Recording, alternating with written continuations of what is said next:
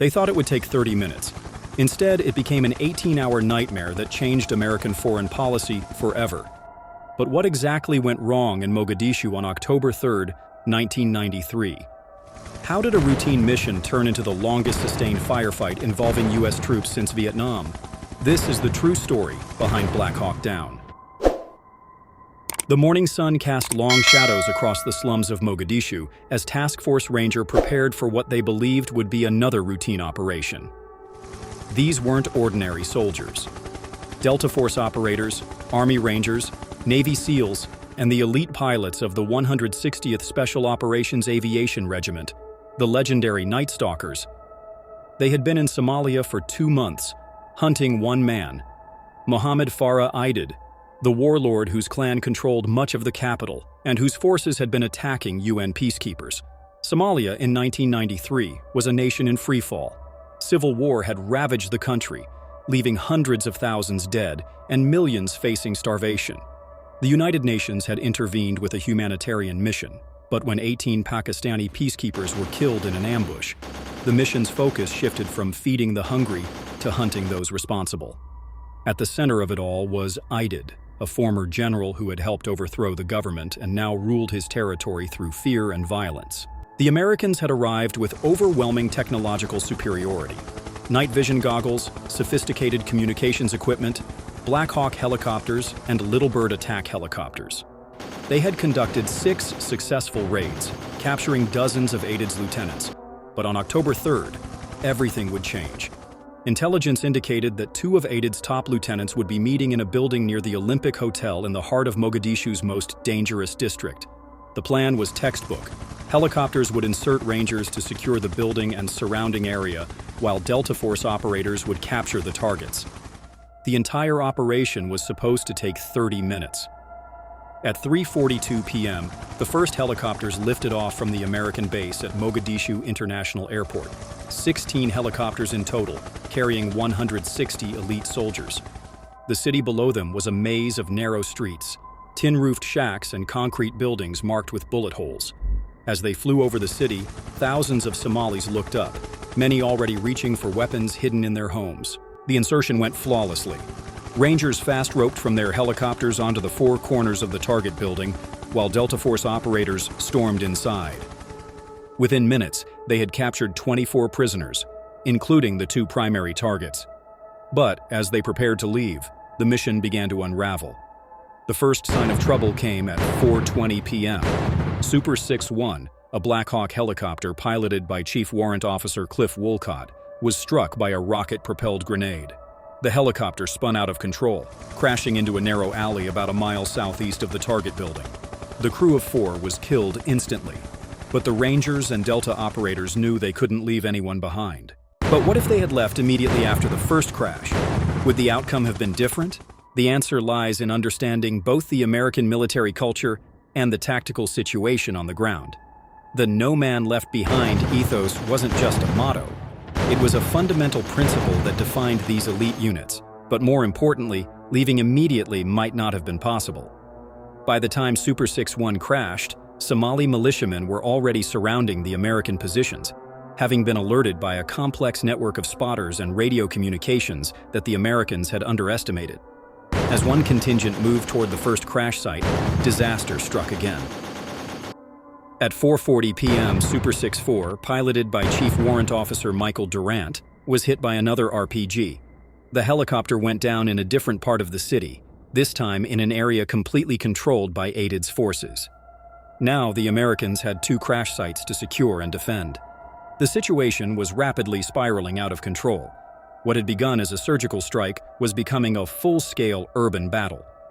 The narrow streets of Mogadishu, initially seen as a minor inconvenience, had become a death trap. The Americans' technological advantages meant little in close-quarters combat, where enemies could appear from any doorway, window, or rooftop. At the first crash site, a small group of Rangers and Delta operators formed a defensive perimeter around the downed helicopter. They were outnumbered at least 10-1, but their training and superior firepower kept the attackers at bay. The fighting was intense and personal. Somali militiamen would charge their positions, only to be cut down by precise rifle fire. But for every one that fell, 2 more seemed to take their place. The situation at the second crash site was even more desperate. Only two Delta snipers, Master Sergeant Gary Gordon and Sergeant First Class Randy Shugart, had volunteered to rope down from a helicopter to protect the surviving crew members. They knew it was a suicide mission, but they went anyway. Their heroic last stand, fighting until their ammunition was exhausted, would later earn them the Medal of Honor. This brings us to another crucial question. How did the Somalis mobilize so quickly and effectively against what should have been an overwhelming American force? The answer reveals a sophisticated enemy that American intelligence had dangerously underestimated. Aidid's forces weren't just a ragtag militia. They had developed an early warning system using women and children as spotters, coordinated their attacks using handheld radios, and had been studying American tactics for months. They knew the Americans always came for their wounded and dead, and they had prepared accordingly. More importantly, they had been receiving training and weapons from foreign sources. Iranian Revolutionary Guards had been in Somalia, teaching urban warfare tactics. Former Soviet military advisors had been providing instruction on how to use RPGs effectively against helicopters. The Somalis had learned that the key to defeating American forces wasn't to match their firepower, but to negate their mobility and force them into a prolonged ground fight. As night fell, the battle intensified. The Americans at the first crash site were running low on ammunition, and several were wounded.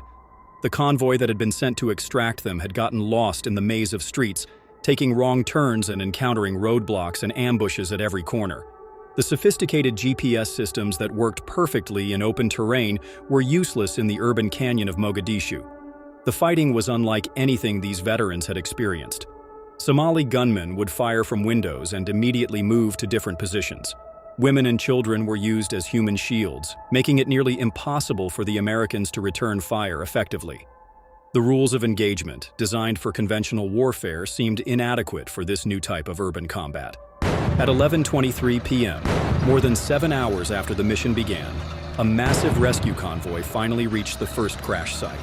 Pakistani tanks, Malaysian armored personnel carriers, and American Humvees fought their way through the streets under constant fire. The extraction was chaotic and violent, with wounded soldiers being dragged to safety, while others provided covering fire. But the most shocking twist in this already incredible story wasn't revealed until years later. Declassified documents and interviews with former intelligence officials revealed that the mission on October 3rd had been compromised from the very beginning. A source within the American intelligence apparatus had been feeding information to Aidid's forces for weeks. The informant wasn't some foreign agent or radical sympathizer. It was an American aid worker who had been in Somalia for months before the military arrived. Disillusioned by what he saw as American imperialism and genuinely believing that the military intervention was making the humanitarian crisis worse, he had begun passing information to Somali contacts. He had told them about the meeting location, the timing of the raid, and even the planned extraction routes. This betrayal explained many of the tactical mysteries of the battle. The informant was never prosecuted. By the time his role was discovered, he had died of natural causes, taking his secrets to the grave. The revelation was kept classified to avoid damaging public confidence in American intelligence operations, but it fundamentally changed how the military approached urban warfare and human intelligence gathering. As dawn broke on October 4th, the battle was finally over. 18 Americans were dead, including the crews of both helicopters. 73 were wounded. On the Somali side, estimates varied wildly, but most sources agreed that between 300 and 500 militiamen had been killed, with over 1,000 wounded. The disparity in casualties was staggering, but in the brutal arithmetic of urban warfare, it didn't matter. The images that emerged from the battle shocked the American public. Television screens filled with footage of cheering Somali crowds dragging the body of an American soldier through the streets. The mutilated remains of the helicopter crews were paraded as trophies. The pilot, Michael Durant, who had survived the crash of Super 6-4, was taken prisoner and appeared on television, his face swollen and bloodied. The political reaction was swift and decisive. President Bill Clinton, who had inherited the Somalia mission from his predecessor, immediately began planning the withdrawal of American forces. The public, who had supported the humanitarian mission, turned against what they now saw as an unnecessary foreign entanglement. The images from Mogadishu became a symbol of the dangers of American military intervention in complex civil conflicts. The human cost of the battle extended far beyond the 18 Americans who died.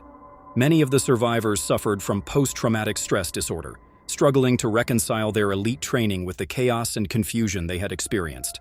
Some left the military entirely, unable to cope with the psychological wounds. Others became advocates for better support for veterans and improved preparation for urban warfare. The Somali casualties were even more devastating. Entire families were wiped out, caught in the crossfire of a battle they didn't understand.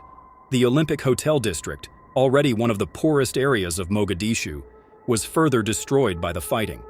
The battle became a rallying cry for Somali nationalism, with Aidid portrayed as a hero who had defeated the mighty American military. The international consequences were equally profound. The United Nations mission in Somalia collapsed within months of the battle. Other nations, seeing the American withdrawal, began pulling out their own forces.